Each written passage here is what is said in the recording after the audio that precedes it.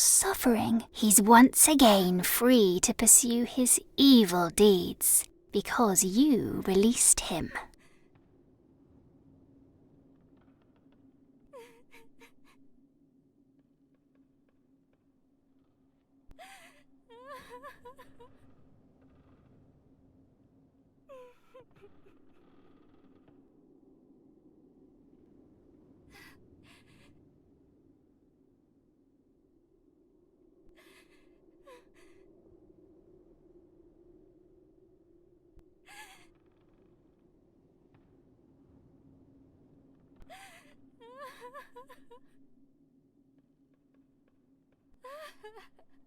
If Abigail is under a spell, how is she able to attempt to kill me twice? Well, it's never happened before. Maybe she's losing the fight against Mr. Rackham's curse, and the evil inside her is growing more powerful. Oh dear, it's almost too terrible to think about, isn't it?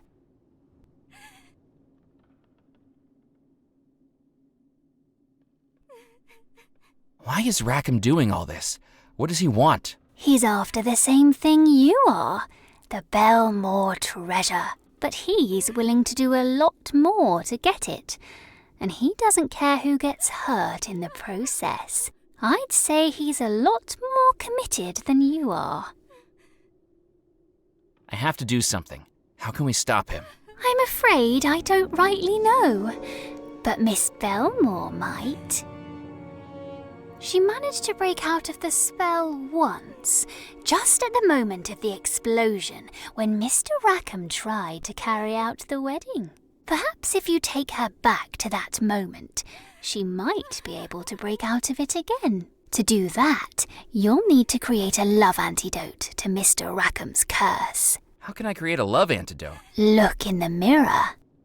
In this reflection, she's as happy as she was on the morning of her wedding. And look, there in front of her, 4 wedding mementos and the echoed music of the wedding march, each one a touchstone of that final happy time. If you could gather those 5 things, perhaps we might bring her back to the moment she escaped the spell, even if just for a moment. There's something else you should know. Mrs. Craddock, the housekeeper, has announced that all wedding preparations are to resume upon the orders of Mr. Rackham. He plans to repeat the wedding tonight. You don't have long. But what if I break her out of the spell and she is evil now? I think you'll just have to take that risk. Maybe I should go. Try to find someone who knows more about this. Oh, don't you know? You're just as trapped within this house as any of us ghosts. Try the windows, try the doors. We all have 1,000 times. But it's no use. If you want to escape, she's your only hope. That can't be true. I haven't died. I can't be trapped here forever like you. In moonlight's glow, a spectral cell, and whispers of an eerie spell. No one hears his silent shout, for once he's in, he can't get out.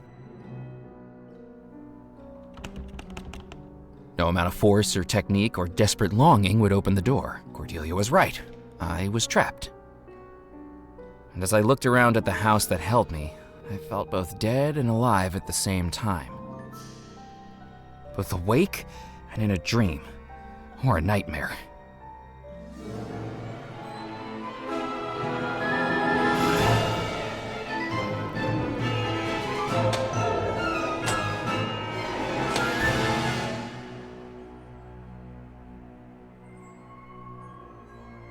The only way I could possibly free myself was to gather the 5 items to awaken the Ghost Bride, perhaps giving her a third and final opportunity to kill me.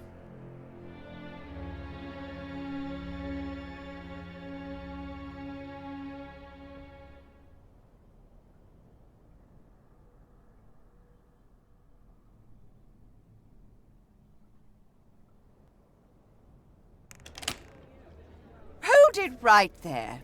The dance is about to begin. I shall deal with you afterwards.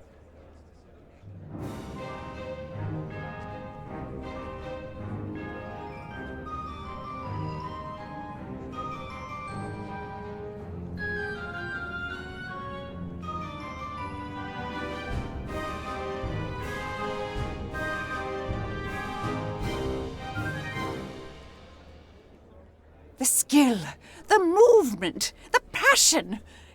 It certainly gets the blood pumping. Now then, do you have an invitation? An invitation? To the waltz. This celebration is only for wedding guests. We have all manner of help running around the house who certainly aren't invited to the festivities. Imagine the smell. If you want to come in, you'll need to retrieve it. Rules are rules, and it's my job to enforce them. I am Mrs. Elaine Craddock, housekeeper of Belmore Manor. Who are you, anyway? Murphy McCallan. I'm just a visitor. Evidently. Good evening, Mrs. Craddock. Oh, are you still here?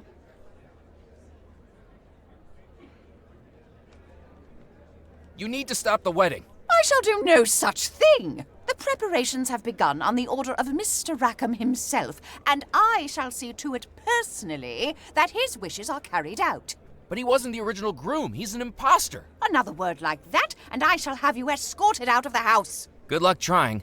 I seem to be rather supernaturally stuck here. Mr. Rackham is a fine man. Motivated, determined, ambitious, rich, and roguishly delectable. Precisely the type of person a well-to-do debutante like Miss Belmore should be marrying. Not if she doesn't love him. Love is not important amongst families of blue blood. What matters is lineage, inheritance, and continuity. That last-minute change of heart she had last time was the best decision she ever made. She'll be far better off with Mr. Rackham than she would be with a sailor. She sputtered the word with such disgust I half expected her to scrub herself clean afterwards. I mean, really, what was he going to do for her? Fetch her a fish supper, clear the decks, and sing the sailor's hornpipe? Do you get a funny feeling when your wealth keeps on depleting you should never marry sailors when your funds run low? Please, could you let me in to see the waltz? Certainly not. You know, you're the second person tonight that won't let me in somewhere. I'm beginning to take this personally. The guests at this wedding are titans of industry and jewels of the aristocracy. Industrialists from Chicago, magnates from Philadelphia, dukes from England. And you are? A now unemployed auditor from Yonkers. Precisely.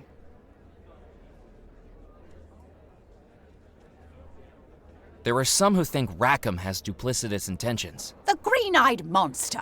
Mr. Rackham is exactly what is needed to get this household back on the straight and narrow. What do you mean? I don't like to speak ill of the dead. Especially now that you're one of them? Indeed.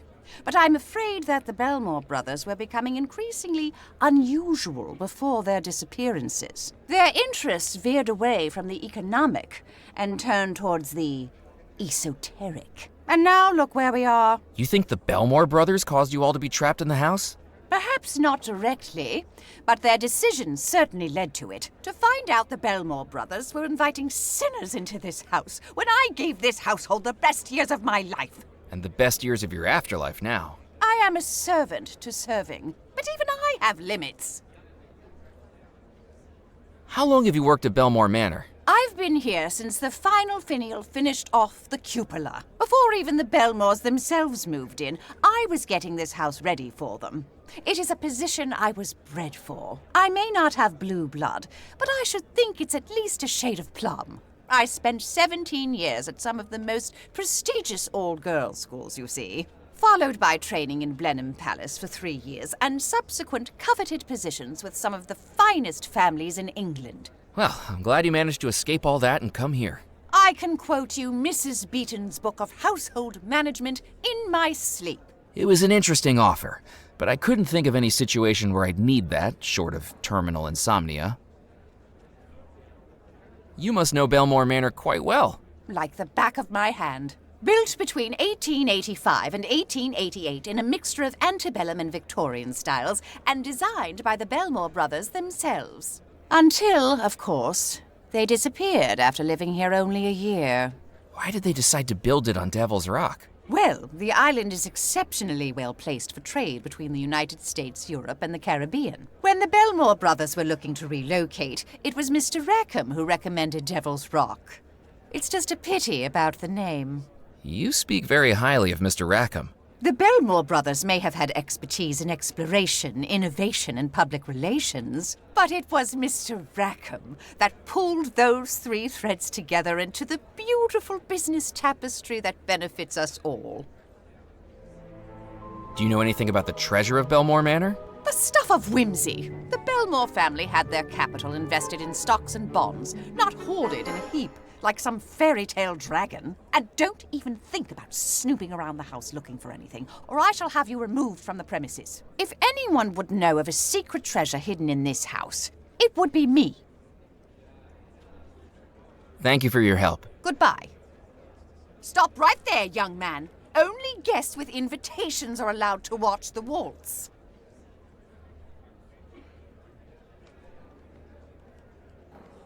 The wedding guests had gathered around the dance floor waiting for the next waltz to start. They stood with that distinctly stiff restraint that seemed to afflict all the upper classes.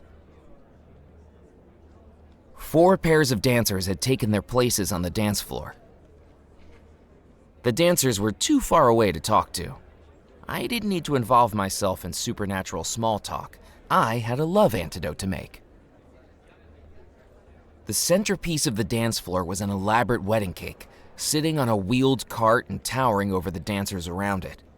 The wedding cake was tempting, but I wasn't getting past the housekeeper without her approval.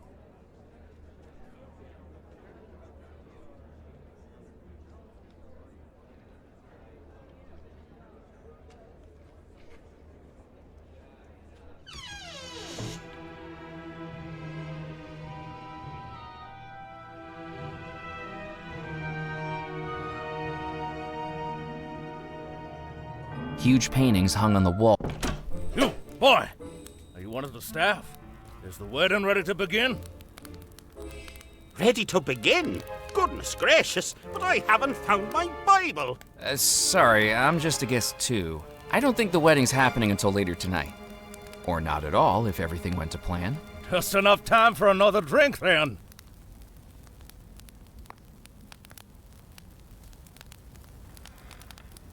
Good evening.